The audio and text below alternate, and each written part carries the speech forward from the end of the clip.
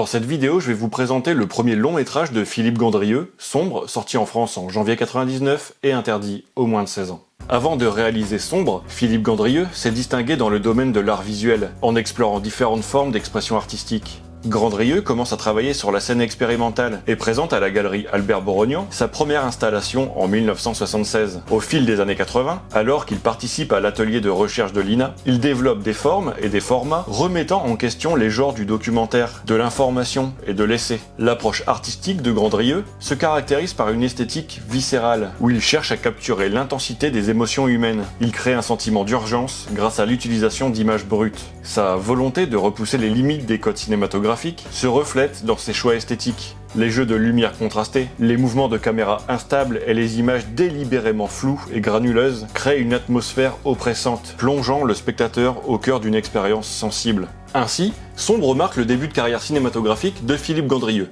Mais vous allez voir qu'ici, il signe le manifeste d'un cinéma expérimentaliste, radical et sensoriel.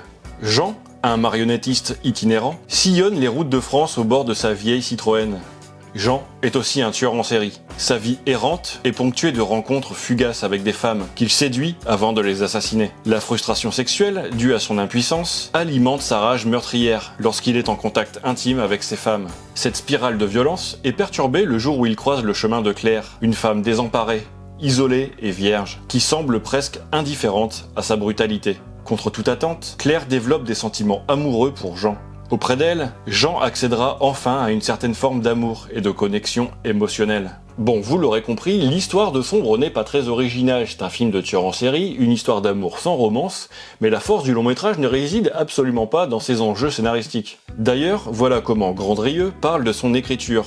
Je n'écris pas de scénario du genre intérieur, cuisine, jour. C'est tellement déprimant. Je me flingue si j'avais à écrire des trucs comme ça. J'écris des petits bouts, des notes. Je cherche dans le rythme des phrases aussi. Je prends beaucoup de notes sur les acteurs, la lumière, le son. C'était un scénario complet de 40 pages au début. Ensuite, avec des collaborateurs, nous avons écrit 130 pages, avec énormément de dialogues. Au moment de tourner, j'ai abandonné les dialogues de 130 pages. Je n'avais pas de scénario quand je tournais. J'ai eu un professeur de cinéma qui était un grand fan d'échecs, et il me racontait que les grands maîtres, même si ce n'est pas vrai, c'est une belle histoire, avant de jouer le coup, détournaient le regard de l'échiquier pour le regarder à nouveau, comme s'ils le voyaient pour la première fois. Avec Sombre, Gandrieux nous propose une relecture des contes pour enfants, et non un énième film de tueur en série très codifié.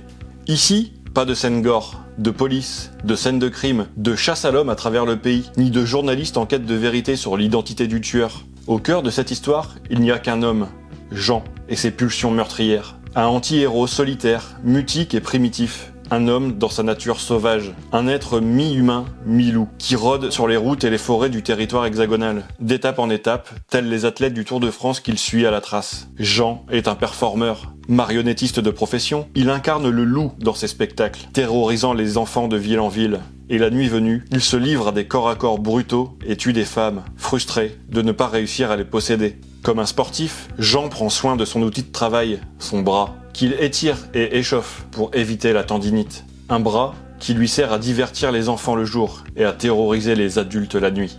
Avec Sombre, Gandrieux crée un film mental où l'on suit les errances d'un être perdu entre ses terreurs d'enfant et ses angoisses d'adulte. Contrairement à ce qu'on pourrait penser, et comme le feraient beaucoup d'autres films, Gandrieux ici n'utilise aucun flashback pour nous expliquer le traumatisme initial de Jean. Je m'explique. Au début du film, une séquence nous montre Jean en train de tuer une femme dans une chambre d'hôtel sombre. Le montage cut, et nous découvrons alors un enfant qui marche les yeux bandés, où se trouve une étrange maison en forme de cube, semblable au monolithe de 2001 l'Odyssée de l'espace.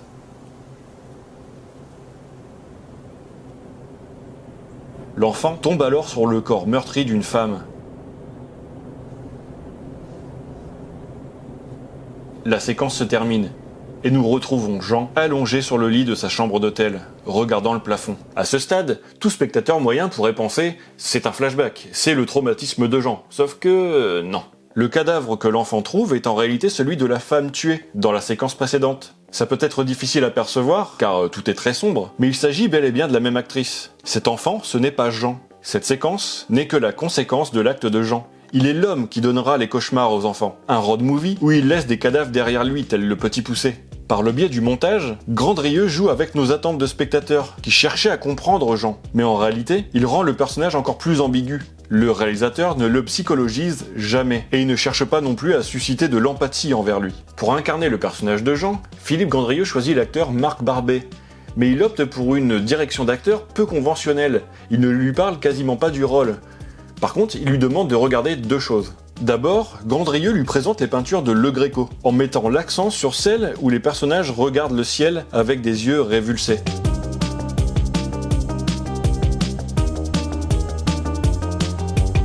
Ensuite, le réalisateur lui fait découvrir les dessins pornographiques de Rodin, qu'il dessinait avec frénésie, totalement obsédé par le corps féminin. Cette combinaison d'inspiration contribue à façonner la complexité du personnage de Jean et met en lumière son désir de rédemption, confronté à ses pulsions inébranlables envers le corps féminin. Il aimerait atteindre l'orgasme dans les bras d'une femme, mais n'y parvient pas. Cela provoque chez lui une sorte de transe. Il a besoin d'observer le sexe féminin, d'entendre, de toucher la chair, de goûter, de sentir les parfums. En d'autres termes, il a besoin de se sentir vivant. Et Gandrieux, à travers sa caméra, tente désespérément de nous faire ressentir les 5 sens. Pour y parvenir, il cadre lui-même son film à l'épaule, capturant ainsi le réel de manière brute, l'œil dans le viseur, positionnant la caméra à hauteur d'homme, proche du style documentaire. C'est très incarné, c'est un geste physique, comme un peintre, la caméra et son pinceau. Le corps de Gandrieux est essentiel, il soutient véritablement le film. Il se place au milieu des acteurs avec sa caméra, évitant ainsi toute distance entre lui et la scène. Ce n'est pas un réalisateur coincé derrière un combo, un retour vidéo. Son geste cinématographique provient de la main plutôt que de l'intellect. Une anecdote révèle son approche passionnée. Lors du début du tournage de Sombre, l'équipe technique suggère alors de commencer le tournage en douceur, par une scène non violente. Mais le réalisateur a catégoriquement refusé et a entamé le film par la scène la plus violente. Il explique que c'est un geste cinématographique, affirmant que, tout de suite, le film est là. C'est lui qui nous conduit. Gandrieux a besoin de lâcher prise. Sa caméra est guidée par l'instinct. Il cadre avec ses mains, bien plus qu'avec son œil. C'est le mouvement pur. Tout est connecté, tout circule, la lumière, les paysages, les corps, les acteurs, les voix, tout se tisse harmonieusement pour raconter cette histoire d'amour un peu folle et la rendre crédible. Cet amour, c'est celui que Claire éprouve pour Jean, et pas l'inverse. Les actes meurtriers de Jean vont conduire Claire vers sa métamorphose. Claire est un personnage aussi énigmatique que Jean. Elle apparaît pour la première fois sous une pluie tonitruante, la seule pluie du film. Peu d'informations sont données à son sujet, si ce n'est qu'elle est vierge. Elle incarne une certaine forme d'innocence, mais elle est comme une coquille vide, désespérée de se remplir. Sa rencontre avec Jean sera comme un miracle. C'est grâce à lui qu'elle va trouver la lumière. Claire ne porte aucun jugement sur Jean. Elle se glisse dans sa peau de loup, sans réfléchir, l'acceptant tel qu'il est. Elle offre au loup, ce prédateur, sa virginité, telle que l'interprétation des contes le suggère. Ce sont les pulsions de mort de Jean qui vont rendre Claire plus vivante que jamais.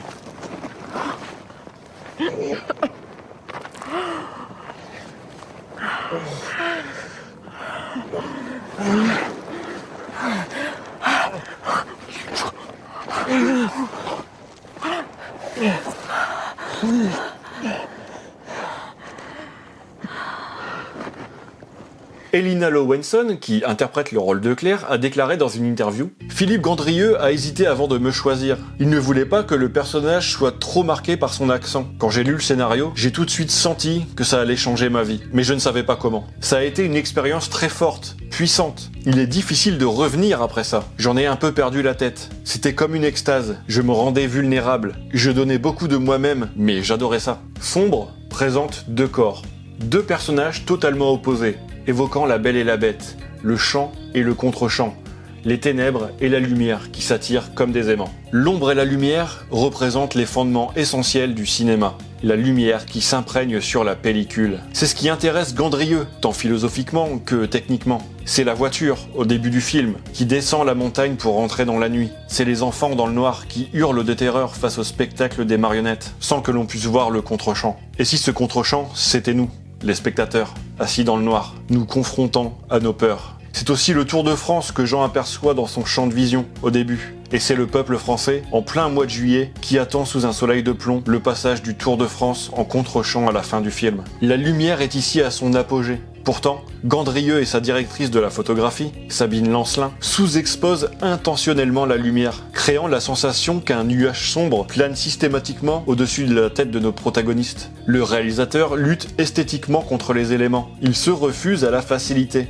Pour cela, il n'hésite pas par moments à s'éloigner de la matière cinéma et s'approcher de l'art vidéo. Il cherche à raconter l'impossible, à creuser la psyché humaine en triturant l'image photogramme par photogramme, en expérimentant avec le mixage des sons et des musiques.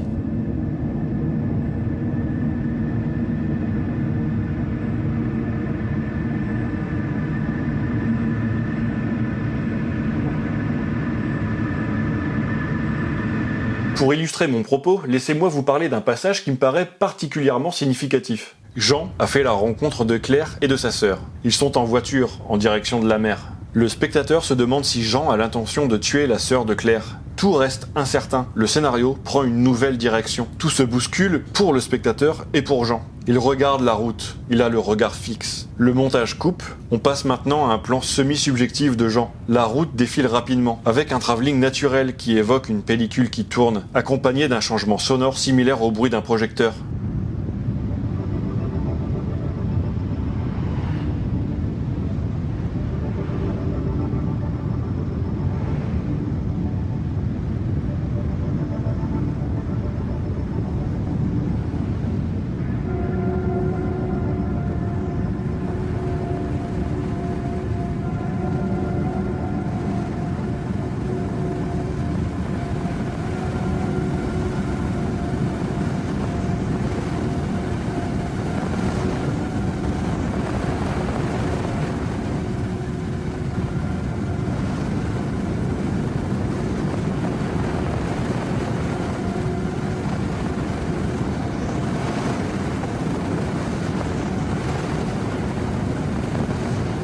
À l'image, on passe d'un talus avec ses herbes à des cheveux. C'est un glissement progressif. Il illustre la sensation de chaos total qui règne dans la tête de Jean. Mais Gandrieux ouvre également une brèche dans une temporalité microscopique. On s'attache alors au rythme du photogramme et de sa texture. C'est à la limite du film d'animation.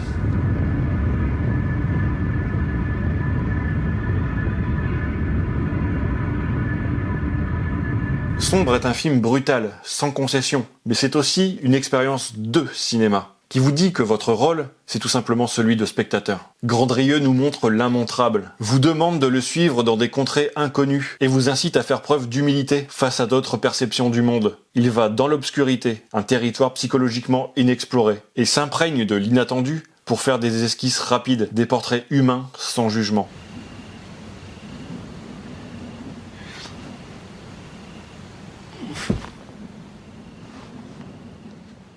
Voilà, cette vidéo est maintenant terminée. J'espère qu'elle vous aura plu, et que je vous aurai donné envie de voir Sombre de Philippe Gandrieux. Press stop now. Do not rewind the tape. Please eject the tape at this time.